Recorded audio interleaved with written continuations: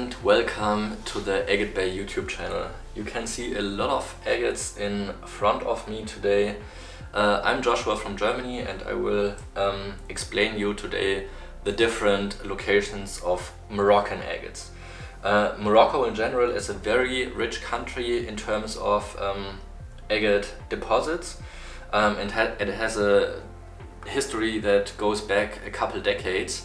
The first agates were found at the, I think, Kerrouchen location.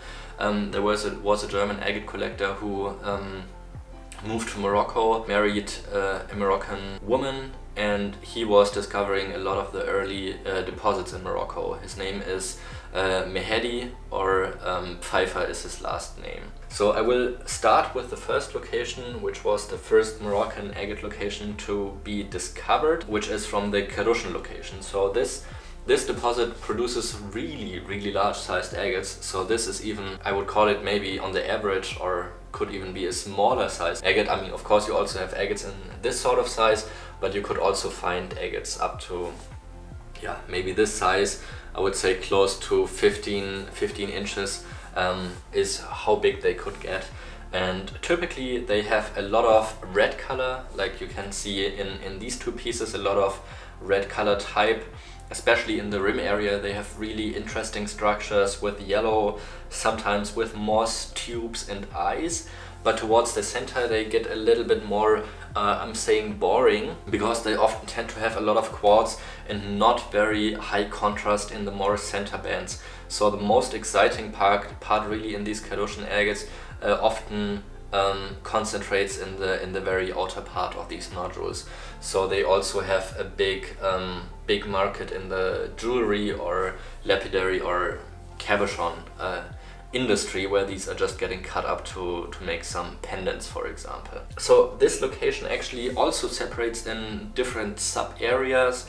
I would say the most commonly known is probably the ones with the larger sized nodules, which are really big in size, but usually don't have a ton of value, because they are just, with the lack of interesting banding, not as aesthetic as other places where agates can be found.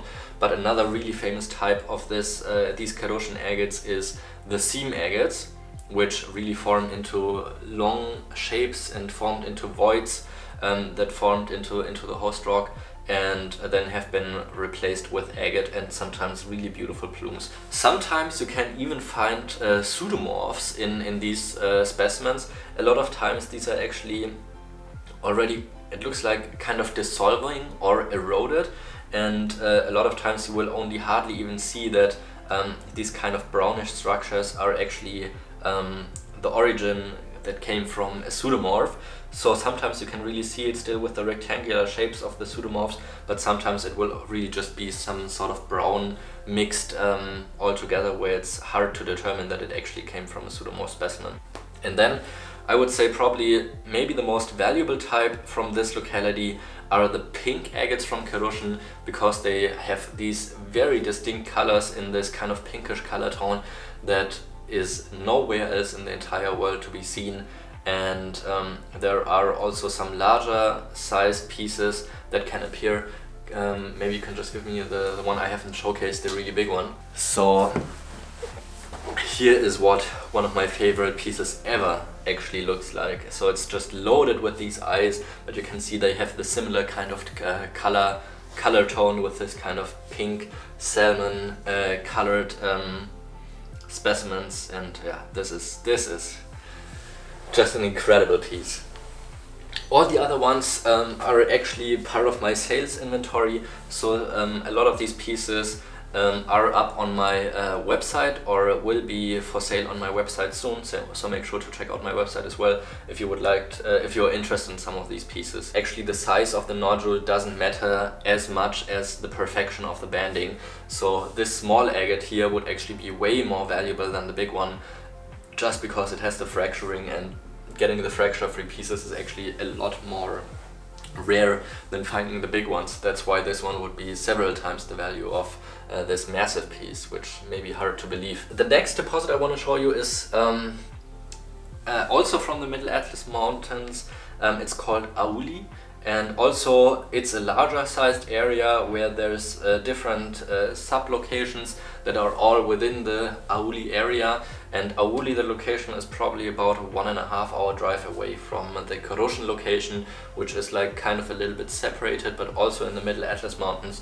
And the Aouli, Bou Hamza, Boulili, Ifrin Shaba, they're all in the more wider Aouli area, but still separated from the Aouli location. So most of the Aouli agates actually were white banded, and there's only a few areas within this Aouli location that actually produce colorful agate, but some of these agate had really gorgeous eye structures, but here you can also see it's just loaded with a lot of tiny of these fractures. So even a piece like this I would probably sell at around maybe 100, 120, 150 euro value or dollar value. Doesn't make that much of a difference. I mean, it's massive in size, and it's got beautiful eyes going on, and the structures down here, which are all actually individual eyes as well, but because of the fractures it's just taking away so much of the value. If it didn't have the fractures, this might be more like a $500-600 specimen, but it's pretty much, I would say, very close to impossible to have any fracture-free pieces coming from Aouli or Kerrouchen location, and that's why especially these fracture-free specimens can be so valuable in the end. Here's another really beautiful classical example from the Aouli location, also with the white colors that could be mostly found at this location. A lot of these agates really had amazing parallax, as you can see in this specimen. Great depth, great translucency is what gets you this amazing parallax banding.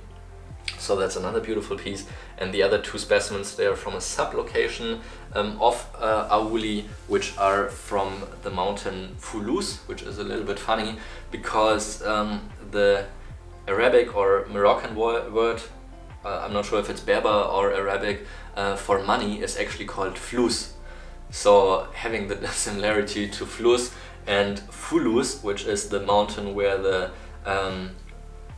highest priced agates from this location are actually coming from, I think is a little bit funny. You can see very typical is the combination of these very bright and intense colored yellow bands in combination with a little bit of moss structure sometimes, and then this burgundy red color you will also quite commonly see at this location. This is what they look like from the backside. So these have a much darker backside in comparison, for example, to the two that have the white banding. And this is like maybe a 10, I would say maybe a little less than 10 mile radius of the Aouli location where they can actually be found. Then a little bit more to the north you will find the locations of Boulili and Ifrin Shaba. So here you can see the agates from Boulili location, which have typically very pastel-y colored agate bands going on, so a lot less translucent. You will see almost no parallax in these pieces, and they all have these kind of more subtle colors. So these are two of the nice specimens from the Boulili location. Then a little bit closer to Boulili. Boulili is another sublocation that is called Ifrin Shaba, and this is where this specimen comes from. Typically these are found in kind of a yellowish clay surrounding, so a lot of the agates that have been found in the past, they had like really a yellow layer going on. This one has been cleaned off. It still has a little bit of the host rock attached, and this is just one of the most amazing agates I have because of this insane black and white contrast. This is really a fabulous piece. I sold the other half not long ago on my website, and now this piece is also available on my website. I hope by when the video goes up it's not sold yet, but this is a remarkable quality piece. A little bit north of the Boulili and Ifrin Shaba location you will find the location of the Bou Hamza agates, which is in fact the only nodular formed deposit in Morocco which formed in a sedimentary host rock. So all of the other ones are formed in a volcanic host rock, and what you typically see with the Bou Hamza agates and the sedimentary agates is that they are still sitting in chunks of the host rock. So a lot of these agates you will only see a little bit of the agate from the outside, such as in this specimen here, for example. There's only a little area where you can see the red agate, and large parts of the nodule which just cover the host rock. This one turned out amazing.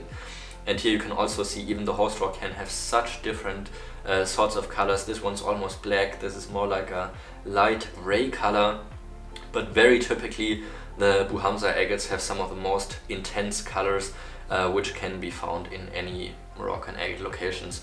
The Bou Hamza location was a lot smaller area producing quality agates compared to Kerrouchen and Aouli location, for example. So after maybe, I would say, close to 3 years, the surface close layers, they were pretty much mined out. I think there's new efforts coming up where more of the new Bou Hamza agates will be commercially mined with an excavator and hopefully come to the market soon. I'm excited to see what's coming out there. But there was a couple years break where there was no new material from the Bou Hamza location appearing on the market. And this is one of the rare examples where you can actually see the nodule weathered out from the host rock, so it seems it was like a little bit more loose or brittle host rock where the nodule could easily be extracted from the mother rock, and this is just such a beautiful example. Deep red color with the druzy, so that's an amazing nodular type agate from the Bou Hamza location, but I would say maybe less than 10% of all the Bou Hamza agates are actually formed in a nodular type. They were mostly embedded in the host rock chunks, I would say. Also a type of seam agate actually appeared at the Bou Hamza location in some smaller areas. And now I think we covered most of the larger or more important areas in the Middle Atlas Mountains, and now we're moving up to the section with the High Atlas Mountains, which are a couple hours drive away from the Middle Atlas Mountains. And I think we will start with probably the most famous agates you will recognize for being from Morocco. Very famously known are the so-called Berber agates, which very typically have a layer of the red agate and then kind of really sometimes wild banding, mostly with white and gray. But yeah, these are, I would say, very good examples for the location, but also yet very typical. They don't have a huge variety in terms of colors and banding, I would say. This is a real nice one because it has the ice and the parallax going on with a little bit of smoky quartz, and this is also a rather wild painted agate by nature. But yeah, these don't have a ton of variety. This material was very cheap and came in massive amounts to the United States, so you will probably all have at some time heard of the Berber agates, which in Germany or Europe are actually, the name is very little known. So in Germany they are just sold as the original location name, which is called Sidi Rahal. Then a much smaller location again are the agates, which are a little bit looking similar. These are from the location Zer Zayan, which is also known as Romani. And here you will sometimes see that they have gorgeous goethite or hematite inclusions, sometimes like orangey copper inclusions as well. So these agates are famous for having really cool inclusions, really great detailed agates, but also a little bit similar with the predominant red banding, sometimes a little bit of white and blue, but not the kind of variety that banded agates from the Middle Atlas Mountains may have. But that's gonna change with 3 more locations that I'm gonna show you with High Atlas Mountain agates just now. And we will first go to a location that is called Toubkal. Toubkal is also the highest mountain in Morocco.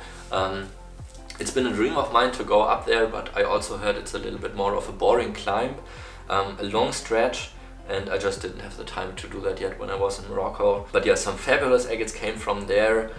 Also a lot of wild banding with tubes, pseudomorphs, sometimes with the pseudomorphs coming the multi-chamber specimens. A lot of times these will have a really high iron amount in the rim area, and yeah, so if you hold them against the line, you will sometimes see a little silver shine at the very outside of the nodule. But great colors in these. In the beginning it was allowed to dig there, but I think for about 15 years now it's kind of like a nature preserved area, so it's not possible to get any new material from this location. So these are really just getting rarer and rarer to get. And now last one up, we're coming to the most, I would say, new discovered location in the High Atlas Mountains. And These are all concentrated around the small town of Agouim.